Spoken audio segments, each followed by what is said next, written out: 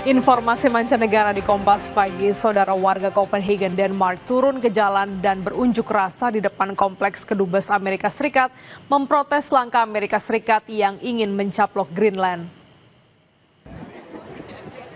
Unjuk rasa ini menyusul pertemuan pejabat Denmark dengan Wakil Presiden Amerika Serikat di Washington DC, Amerika Serikat, di mana Denmark sebagai anggota pendiri NATO menolak tawaran untuk menjual wilayah Greenland.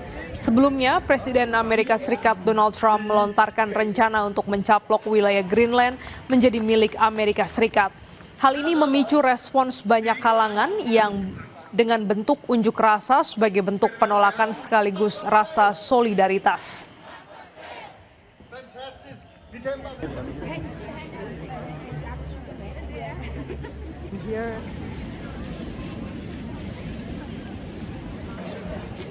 Menanggapi ambisi Donald Trump, seorang politisi Denmark asal Greenland menyatakan rakyat Greenland akan menghadapinya seperti cuaca buruk. We're going to be here hundreds of years after Donald Trump. Even if he invaded us, I think we would just wait him out like bad weather. Everyone here knows that the weather decides. If we get a storm, we may have to hunker down for a day or two, and we will hunker down for a year or two, or even 10 years or 20 years, and then we will go back to Denmark as soon as Trump and his likes were gone. Sementara Senator Amerika Serikat mengatakan sangat wajar jika muncul kecemasan pada rakyat Denmark. Dirinya menambahkan DPR Amerika Serikat sangat menghargai aliansi NATO mengingat Denmark adalah salah satu anggotanya. One of the things that's been made clear to us is that the people of Denmark are very anxious, are quite concerned, and the people of Greenland even more so, and that this current tone and tempo of statements about acquisition is not constructive. I think I speak for every senator and House member here in that we deeply value NATO, and that this 80-year-old alliance, this partnership has been absolutely critical to the United States' security and prosperity and success. Informasi lainnya, Kementerian Pertahanan Rusia mengklaim pasukannya berhasil menguasai desa Priluki di wilayah Zaporozhye, Ukraina Selatan. Menurut Kementerian Pertahanan Rusia, unit dalam grup pasukan timur maju sejauh 2,5 kilometer dan menguasai permukiman Priluki di depan barat sungai Gaikur. Rekaman video yang dirilis menunjukkan serangan drone FPV ke posisi peralatan militer Ukraina. Moskwa mengklaim pasukan Ukraina mengalami kerugian signifikan serta penguasaan Priluki membuka peluang kemajuan militer lebih lanjut.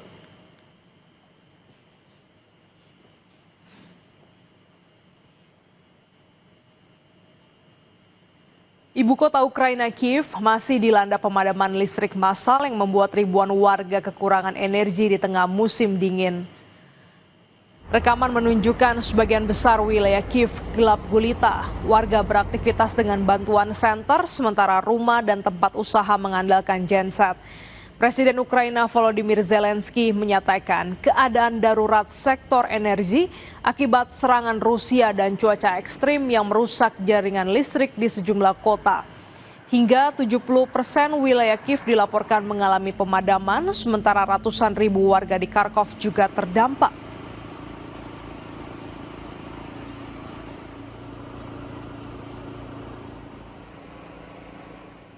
Sorotan lainnya, saudara, bentrokan keras terjadi di London saat aksi protes anti pemerintah di depan kedutaan besar Iran memanas pada Jumat kemarin.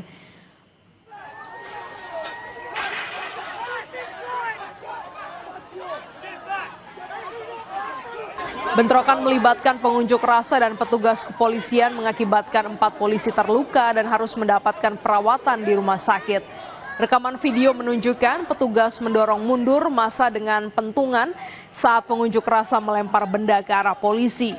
Polisi setempat menyebut sedikitnya 14 orang ditangkap terkait aksi anarkistis tersebut.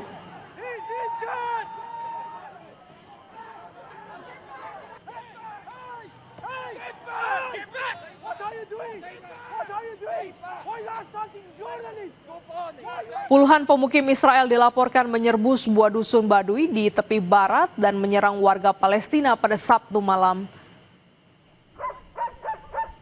Menurut otoritas Palestina, serangan terjadi di desa Kirbet al-Sidra, mengakibatkan 2 warga Palestina dan 2 aktivis internasional terluka. Sedikitnya 8 rumah dan 2 kendaraan dilaporkan hangus terbakar, sementara rekaman kamera keamanan menunjukkan suara tembakan dan bangunan dilalap api. Pihak militer Israel menyatakan pasukan diterjunkan ke lokasi dan saat ini melakukan penyelidikan serta pencarian terhadap pelaku.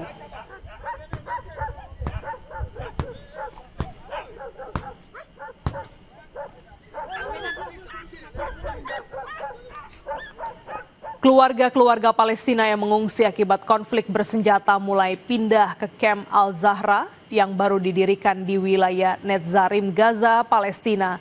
Tenda merupakan bantuan dari Mesir untuk menampung warga Gaza yang kehilangan rumah.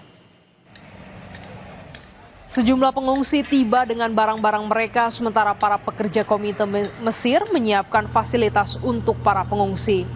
Sejumlah keluarga yang mengatur barang-barang mereka di dalam tenda juga disiapkan untuk dilengkapi oleh Komite Bantuan Mesir. Hal ini merupakan langkah signifikan menuju penyediaan tempat tinggal terorganisir bagi pengungsi korban perang.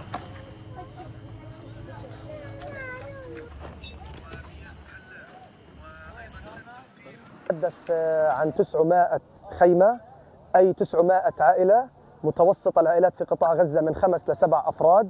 هذا المخيم تم تجهيزه بالكامل. نتحدث عن بنى تحتية في هذا المخيم، أيضا الشوارع بشكل يعني يليق في العائلات الفلسطينية اللي بتسكن داخل هذا المخيم. نتحدث عن عيادات طبية، تكايا، مدارس، أبار للمياه، مياه محلاة. 6 orang tewas setelah kebakaran besar melanda sebuah pusat perbelanjaan besar di pusat kota Karachi, Pakistan. Selengkapnya hadir usai jeda di Kompas Pagi.